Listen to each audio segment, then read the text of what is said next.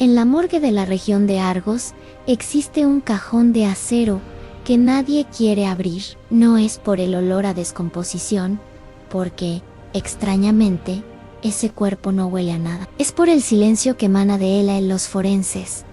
Lo llaman el paciente cero. El cadáver no presenta un solo rasguño. No hay señales de lucha, ni hematomas, ni restos de sustancias tóxicas en su torrente sanguíneo. Sin embargo, cuando los médicos legales intentaron realizar la incisión en el pecho, la sierra de autopsia se quebró. Su piel ha sufrido una metamorfosis absoluta, ha perdido cada poro, cada vello y hasta la última huella dactilar. Es una superficie lisa, fría y reflectante, como el cristal de una ventana recién pulida. Pero lo más aterrador ocurre cuando le abres los párpados. Sus ojos no son de tejido humano, son 2 esferas perfectas de mercurio sólido, que reflejan la luz de los fluorescentes, con una frialdad mineral. Si te acercas lo suficiente, y guardas un silencio absoluto, puedes ver tu propio reflejo en el pecho del muerto.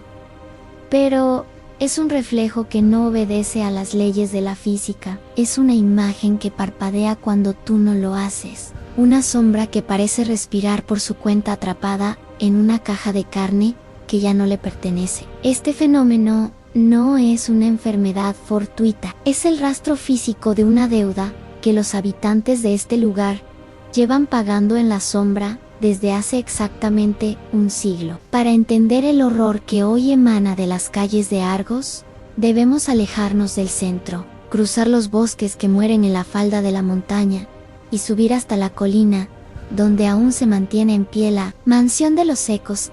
Debemos viajar al otoño de 1924. En aquel entonces, la mansión no era la ruina devorada por la maleza que es hoy. Era el epicentro de la vida social más oscura de la región. El hogar de Leonora. Nadie sabía de dónde venía, pero su fortuna parecía brotar de la tierra. Leonora no era la típica bruja de los cuentos. Ella vestía sedas pesadas que crujían al caminar, y hablaba 5 idiomas, con una voz que sonaba como el terciopelo sobre el mármol. Su mayor orgullo era el Salón de los Espejos, una estancia circular, cuyas paredes estaban cubiertas de arriba abajo por cristales traídos de talleres clandestinos en Venecia. Se decía que los artesanos que los fabricaron terminaron locos o ciegos, pues el azogue utilizado no era mercurio común, sino una mezcla alquímica diseñada para capturar la luz. Y algo más. Aquellos espejos tenían un secreto. No reflejaban cómo eras, sino como tu vanidad deseaba que fueras. Imagina a las mujeres más ricas de la provincia, envejecidas por el tiempo y la amargura, entrando en ese salón. Al mirarse en un Leonora, las arrugas desaparecían, la mirada recobraba un brillo de juventud perdido décadas atrás. Era una droga visual. Se sentaban frente a esos cristales durante horas, embriagadas por su propia belleza recuperada, pero el precio se cobraba en silencio, mientras las invitadas se veían cada vez más hermosas en sus reflejos.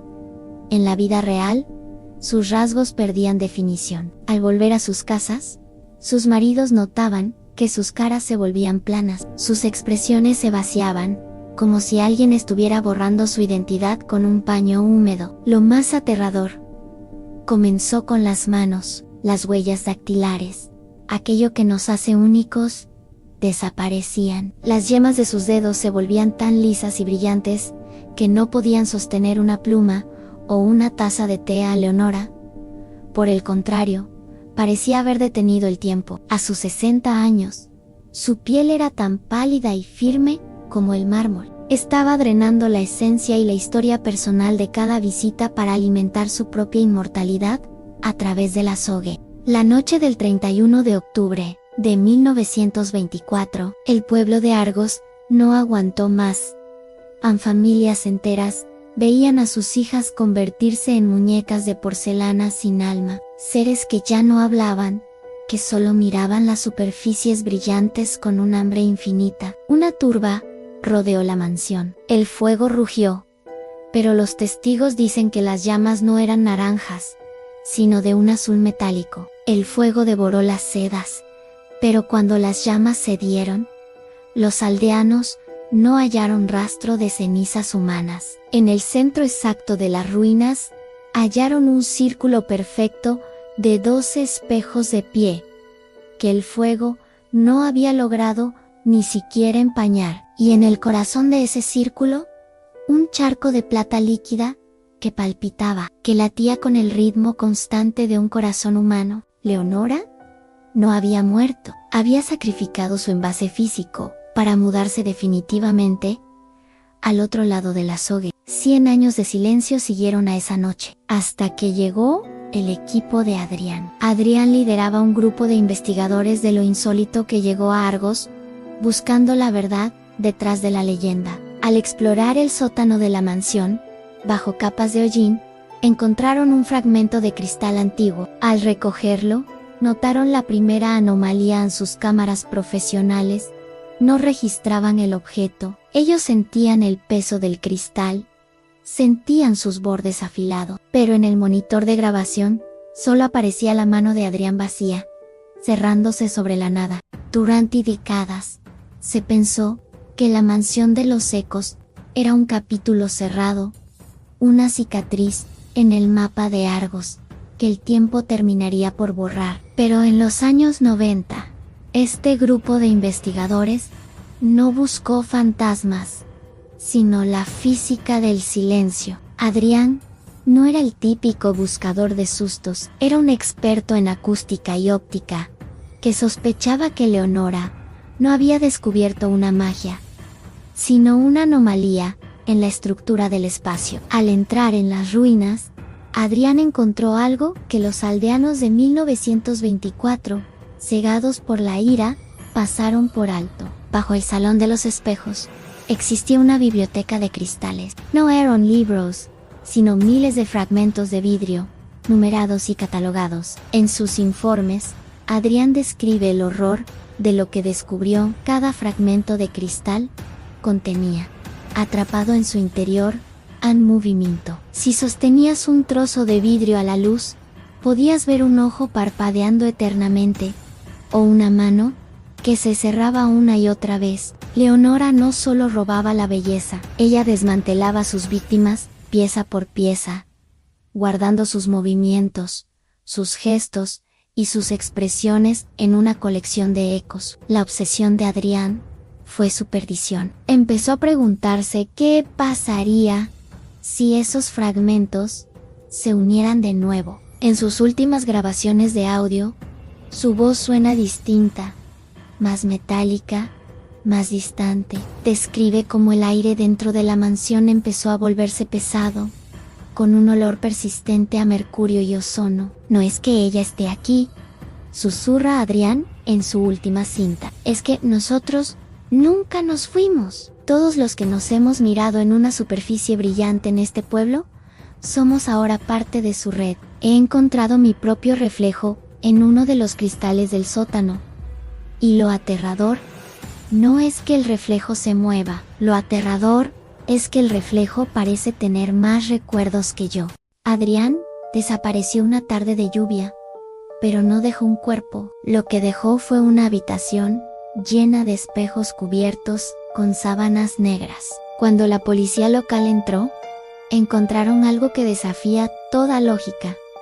Las sábanas no cubrían el cristal, sino que el cristal se había tragado la tela, asimilando su textura. Al retirarlas, los espejos no reflejaban la habitación, reflejaban el Argos de 1924, como si el tiempo se hubiera quedado congelado dentro del azogue. La mansión de los Ecos no es una ruina, es un órgano vivo que sigue respirando a través de cada objeto reflectante de la región. El mercurio que corría por el cuerpo en la morgue no era una sustancia extraña, era el resultado final del proceso. Una persona cuyo interior ha sido vaciado por completo para dejar espacio a Leonora. Pero hay un detalle en los archivos de Adrián que las autoridades intentaron borrar. En su última fotografía, él aparece de espaldas, mirando hacia una ventana en el crystal.